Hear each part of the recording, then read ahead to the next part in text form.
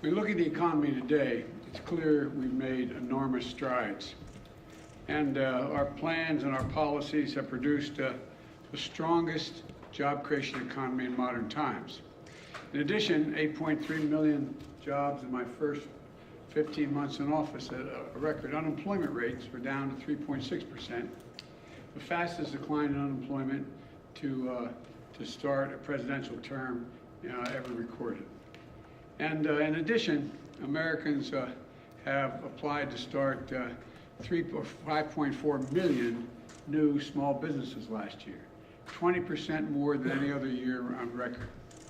And I see, and as I see it, everything across the country is, as I go across the country, our economy has gone from being on the mend to on the move. But for every worker I met who's gained a little bit of breathing room to seek out a better paying job, for every entrepreneur who's gained the confidence to pursue their small business dreams, I know the families all across America are hurting because of inflation. I understand what it feels like. I come from a family where when the price of gas or food went up, we felt it. It was a discussion at the kitchen table. I want every American to know that I'm taking inflation very seriously, and it's my top domestic priority. And I'm here today to talk about solutions, and there's going to be more we're going to have to talk about as well. But first, I want us to be crystal clear about the problem. There are two leading causes of inflation we're seeing today. The first cause of inflation is a once-in-a-century pandemic. Not only did it shut down our global economy, it threw the supply chains and demand completely out of whack, especially in countries where more effective recovery responses weren't available, especially in those sectors that rely on semiconductors. These supply challenges have been further hampered by the onset of Delta and Omicron viruses. And you've all seen it, you've all felt it. And this year we have a second cause, Mr. Putin's war in Ukraine. We saw in March that 60% of inflation that month was due to price increases at the pump for gasoline. Putin's war has raised food prices as well, because Ukraine and Russia, two of the world's major bread baskets for wheat and corn, are essentially completely stalled. Ukraine has 20 million tons of grain in storage in silos right now.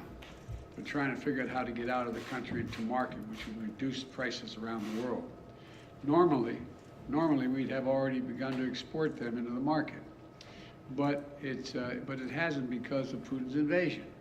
So we're working with our European partners to get this food out into the world so that it could help bring down prices. But it's difficult because, again, of Putin and the Russian invasion of Ukraine. And those two major contributors to inflation are both global in nature. That's why we're seeing historic inflation in countries all over the world. But here's the good news. Because of the actions we've taken, America's in the stronger position to meet this challenge than just about any other country in the world. Some of the roots of the inflation are outside of our control, to state the obvious.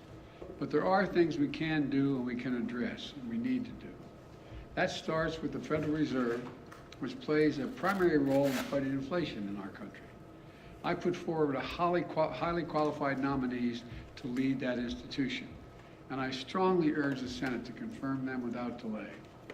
The Fed has dual responsibilities.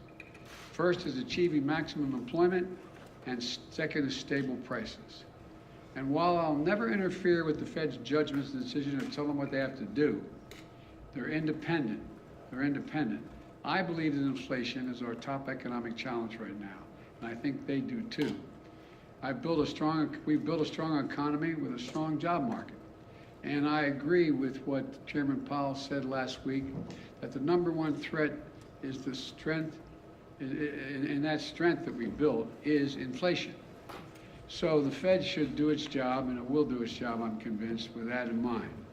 Now, as I said when I came to what Congress and the President can do to fight inflation, Americans have two potential paths forward.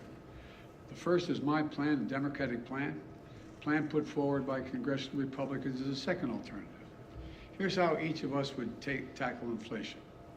My plan is to lower everyday costs for hardworking Americans, and lower the deficit by asking large corporations and the wealthiest Americans to not engage in price gouging and to pay their fair share in taxes.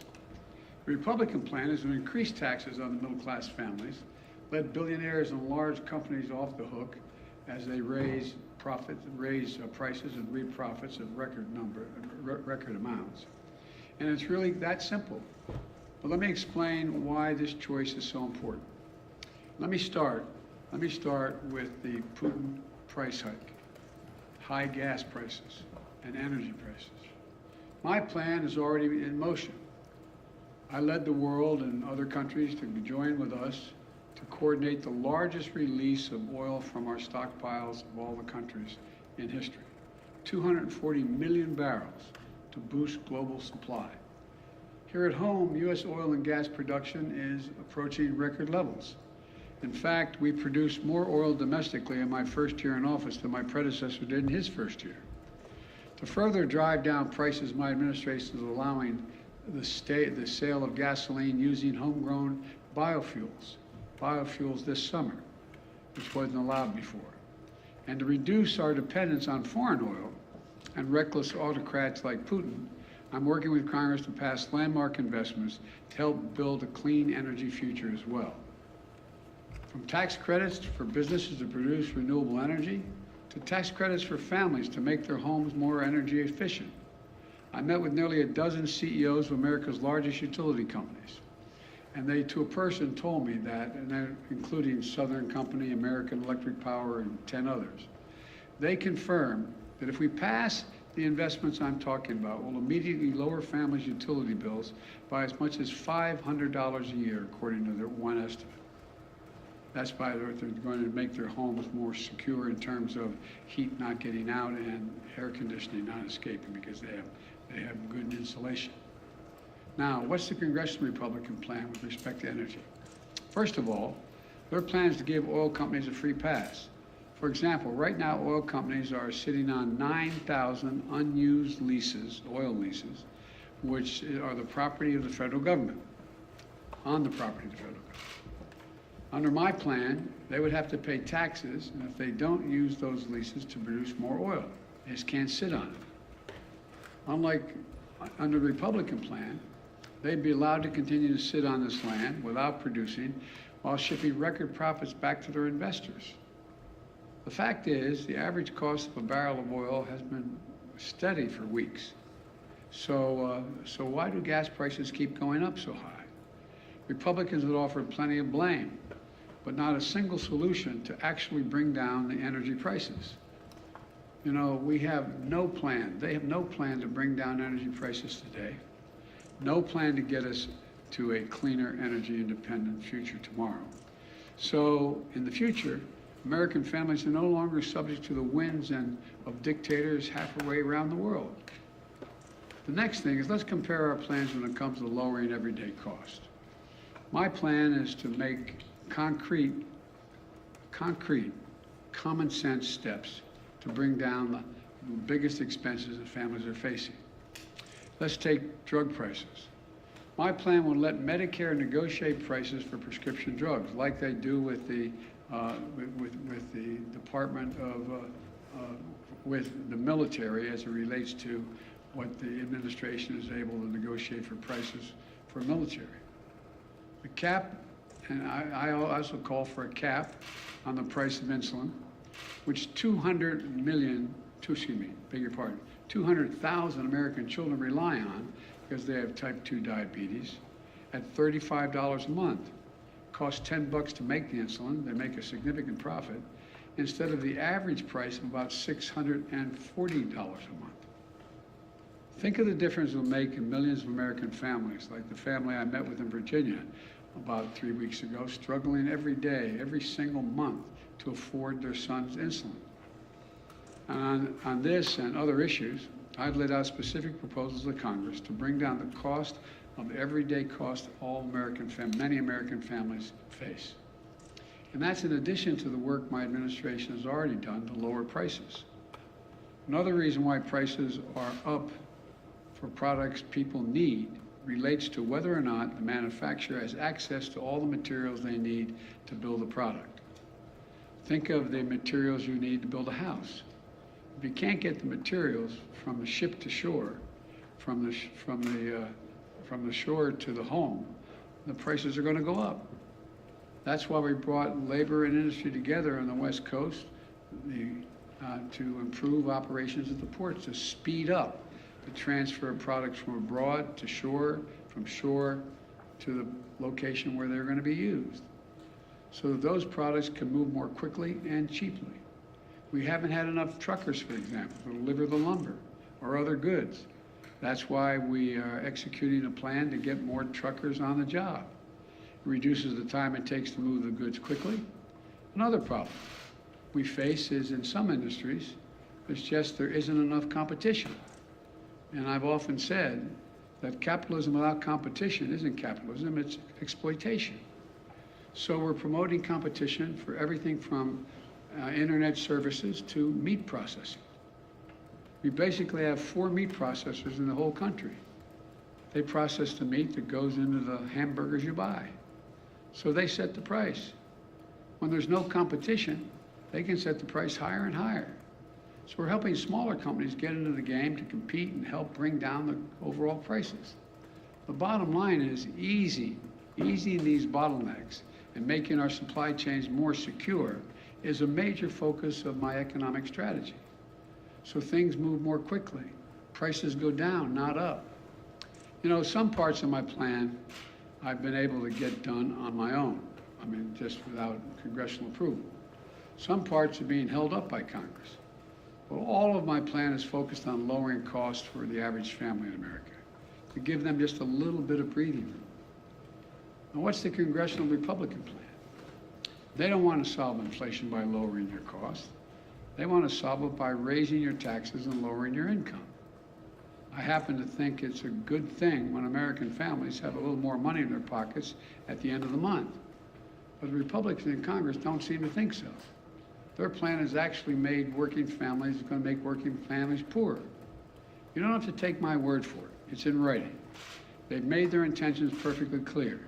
Senator Rick Scott, Wisconsin, a member of the Senate Republican leadership, laid it all out in a plan. It's the ultra-MAGA agenda.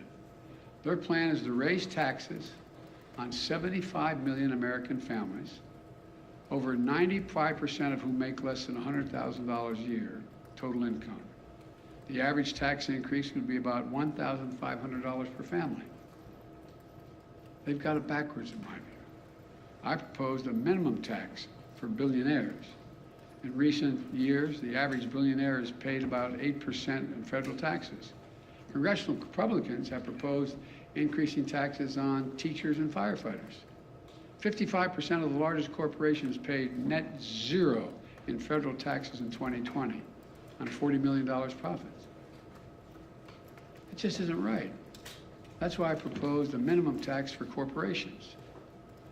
Their plan would also raise taxes on 82% of small business owners making less than $50,000 a year, but it would do nothing to help to hold big corporations and companies accountable.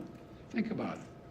Republicans in Congress are so deeply committed to protecting big corporations and CEOs that they would rather see taxes on working American families and try to depress their wages to take on inflation.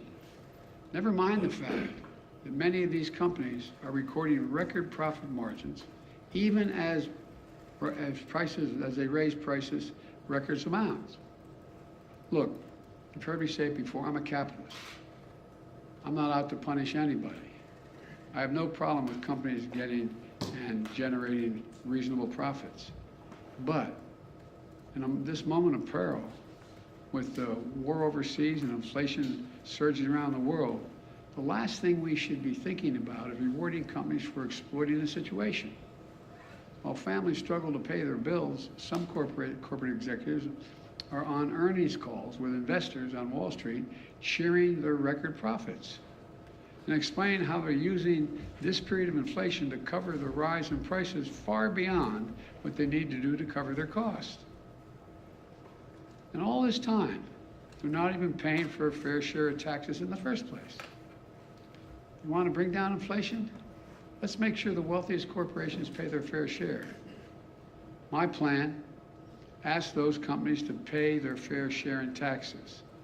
Congressional Republican plan, let them off scot-free. And if you weren't extreme enough in the Congressional Republican agenda, they put it in writing. It also calls on Congress to put Social Security, Medicare, and Medicaid on the chopping block every 5 years. Now, if I hadn't seen it in writing, I think somebody's making this up. But their proposal is every 5 years, all those programs would cease unless they're re-voted. That the Congress comes along and says, yeah, we want to keep these plans, affirmatively voting for them. Well, imagine the change that's going to take place then, man. Imagine all the bargaining that's going to take place. You Democrats want to maintain Social Security, you got to give up such and such.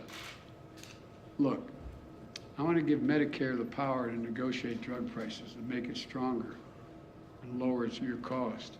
Republicans kind of want to make, Congress want to make Medicare's very existence up for vote over and over again, along with Social Security and Medicaid. Really, ask yourself, how well are we going to sleep at night knowing that every 5 years, MAGA Republicans, if they're still the Republican, this, as I said, this is not your father's Republican Party, if we're going to have to vote on whether you will have Social Security, Medicare, Medicaid, and what amounts you'll have in each of those programs. You know what they're likely to do? Use them as hostages every 5 years to get their way on other things. Think about it. Give us another tax cut for billionaires or Social Security gets it. Stop investing in clean energy, or we're gonna kiss your Medicare goodbye. It's outrageous. It's outrageous. I can't believe that the majority of Republicans buy on to Scott's plan, but that's a plan in writing. He's in the leadership. Finally, let's do one more comparison. Let's compare our two plans when it comes to the deficit. Republicans love to attack me as a big spender, as if that's the reason why inflation's gone up. Let's compare the facts. Under my predecessor, the deficit exploded, rising every single year in the Republicans. Under my plan, we're on track to cut the federal deficit by $1.5 trillion this year. We say it again, $1.5 trillion by the end of this fiscal year.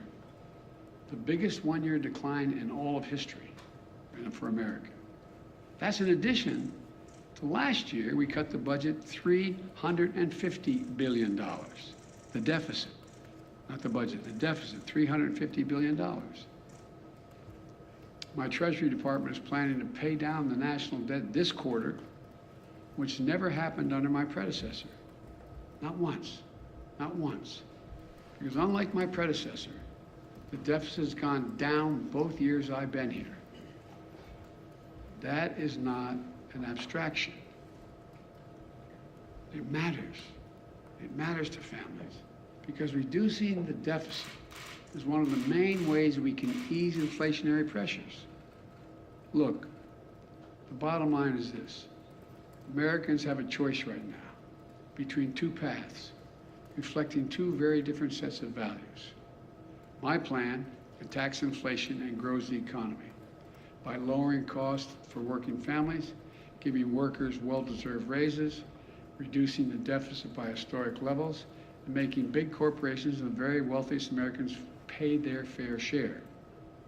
The other path is the ultra-MAGA plan put forward by congressional Republicans to raise taxes on working families, lower the income of American workers, threaten sacred programs Americans count on like Social Security, Medicare, and Medicaid, and give break after break to big corporations and billionaires, just like they did the last time they were in power, when their top priority was the reckless $2 trillion tax cut majority of that going to the very wealthiest Americans, which ballooned the deficit, and not a penny of it was paid for. Look, I know you gotta be frustrated. I know. I can taste it. Frustrated by high prices, by gridlock in Congress, by the time it takes to get anything done. Believe me, I understand the frustration. But the fact is, congressional Republicans, not all of them, but the mega Republicans are counting on you to be as frustrated by the pace of progress, which they've done everything they can to slow down, that will hand power over to them and enact, so they can enact their extreme agenda. Look at their agenda. We'll put up on a webpage somewhere, I think I can do this, the Scott Plan. It's in writing. We need a government focused on what families actually need. So I urge all Americans to think about the path I've laid forward. We're gonna have to do more beyond what I laid forward. But then think about the Republicans in Congress are actually proposing. Which path is right for you and for your family, and quite frankly, for America? Let's build on the extraordinary process and progress we've made, instead of tearing it down. Let's focus on what matters. This really matters to average Americans. I want to thank you all. God bless you, and may God protect our troops. Mr. President,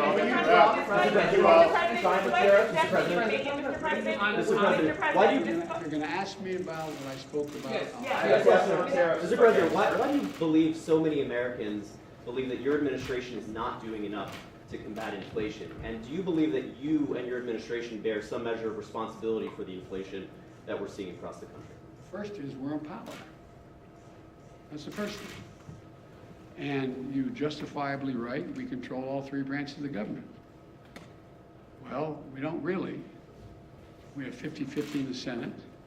You need 60 votes to get major things done. I've been pushing the things I've been proposing here, and you've heard me speak to today since I got in office. And I need to get 60 votes to be able to even pass them, number one. Number two, I think that, they're not focused. All they're focused on, understandably, is the problem they're facing.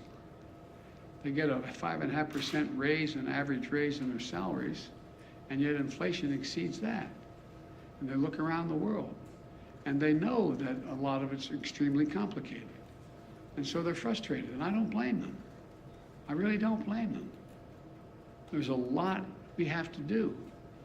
But you know as well, I shouldn't say you, I think what I have to do is explain in simple, straightforward language what's going on. Like, the reason why 30% of the inflation last year is because automobiles cost more. Why'd they cost more? They couldn't get the computer chips to make them. People were making a lot more money. They wanted to buy the automobiles, they couldn't buy them because the costs went up so high because there were so few of them. The same way this year. The same way this year, the reason why prices are up. They understand, but they don't. Look, most people, the vast majority of Americans are hoping that their government just takes care of the problem and they don't have to think about it in detail at the kitchen table or at the dinner table. And that's understandable, no matter what their background. But right now, it's confusing. There's a war in Ukraine, and they're scratching their heads like, what the heck is Russia doing? Should we be helping? They think we should be helping the innocent Ukrainians. But what impact does that have? Do you think the average person, whether they have a PhD or they have any other job, sits and thinks, wow, there's thousands of tons of grain in elevators in Ukraine that can't get out. And Ukraine's one of the biggest producers of corn and wheat. I wonder whether that's the reason my prices are up. And do you take any responsibility for the inflation in this country? Do you take any responsibility for your policies? I think our policies help, not hurt. Think about what they say. The vast majority of the economists think that this is going to be a real tough problem to solve, but it's not because of spending. We brought down the deficit. the bottom line is, how much does America owe? How much in the hole are we going? We're reducing that. Today you have retail gasoline prices and diesel prices at record highs. Yes. Yet you have yet to ask Americans to consume less. You're a train guy. Have you ever thought of your administration asking Americans to drive less, to take public transport? Well, if you ever raised a family like mine, you don't have to tell them. They're doing everything in their power to figure out how not to have to show up at the gas pump. That's why, for example, one of the things that's going to help a lot, but it's going to take time, is our infrastructure bill. The truth is, they don't have that many options in terms of transportation around the country right now. If you live in the Northeast Corridor, you do. If you're driving back and forth between Baltimore, Washington, New York, et cetera. But you don't have many choices. You don't have a whole lot of choices to deal with other aspects of transportation in terms of local transportation. And so what happens is, and unless they're electric, we find ourselves the cost of flying, buying a ticket on a plane costs more because of gas prices. So this is a process, but it's a process that I've been consistent about, wanting to lower prices and shift to renewable energy so we're not as dependent. I have conversations almost every day, well, that's an exaggeration, at least twice a week with one of my European counterparts, heads of state, on how can we help them, in fact, wean themselves off of Russian oil because they're so totally dependent. So we're working like the devil to help them transition, because as long as Russia's able to make money selling oil, they're going to continue to be able to do the bad things they're doing. So there's a lot. It's really complicated. I'm not suggesting American people can't understand it. They understand it, but they have, they're working 8-10 hours a day just to put food on the table.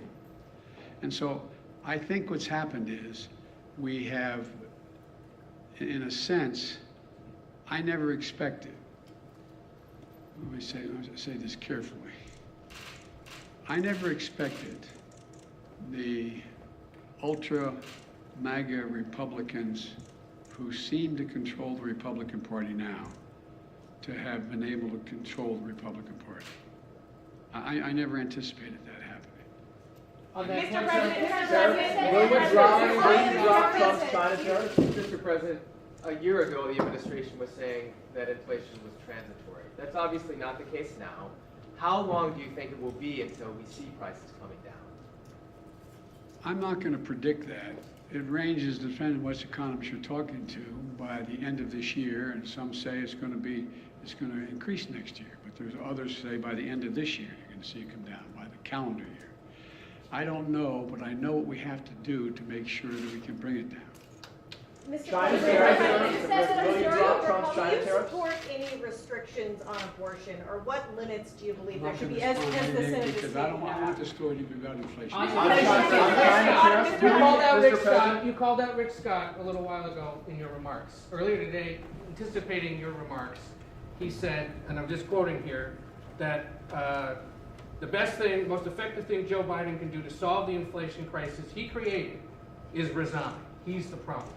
The senator added later, Joe Biden is unwell, he's unfit for office, he's incoherent, incapacitated, and confused. These are his words. Offering him a chance to respond to them. I think the man has a problem. Can I ask you You about won't Let's wrap this up. Will you drop former President Trump's China tariffs? We're discussing that right now. We're looking at what would have the most So lower positive them or impact. to erase them? No, I didn't say that. I'm asking. I'm telling you, we're discussing it, and no decision has been made on it. Mr. That's enough. Thank you, Mr. guys. President, That's a how wrap. long should Americans be Thank you prepared all. to pay this much at the pump? Are you concerned about a All right, guys, recession, let's Mr. move out. President?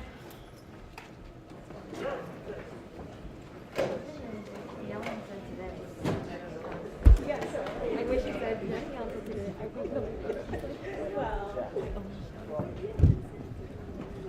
I gotta roll and do a call.